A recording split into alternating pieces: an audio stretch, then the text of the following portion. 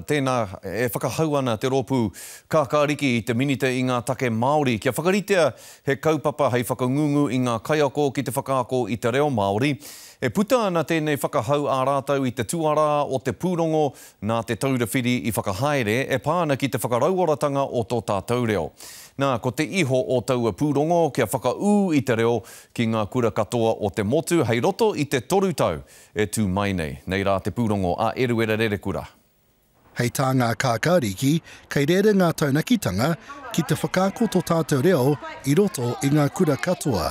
Ko tō mātou tino tono ki te kāwanatanga, me hanga rātou i i rautaki kia whakarahi ake i te opemahi o ngā kaiako reo Māori, nā te mea ka tino hiahia mātou ki te tūtuki i tērā kia whāngai hia te reo Māori i roto i ngā kura. O koina tētahi o ngā āhuatanga o te pūrongo nei e whakahau ana i a mātautonu o ngā tari kāwanatanga kia noho mai ko te reo Māori hei kaupapa ako i roto i ngā kura tuatahi.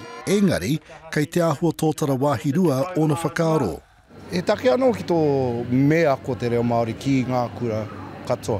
E reke ana ki ia taone, ia wāhanga, ia iwi, ia hapu ngā whakaaro e pā ana ki tērā. Me whai wāhi, tērā kaupapa i roto i ngā kura auraki oki.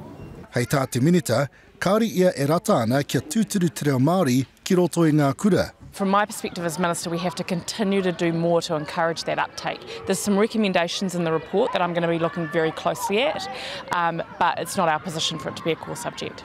Hei tāna, he maha ngā paenga kia reo rua a Aotearoa. He nui ngā hua mō ngā tamariki katoa ki te ako i i reo tuarua, he nui ngā hua mō ngā tauira Māori kia ako i roto i a rātou tikanga. E hia ke ngā taukua pahure ake nei, ko tahi te reo mō me ki te National Anthem.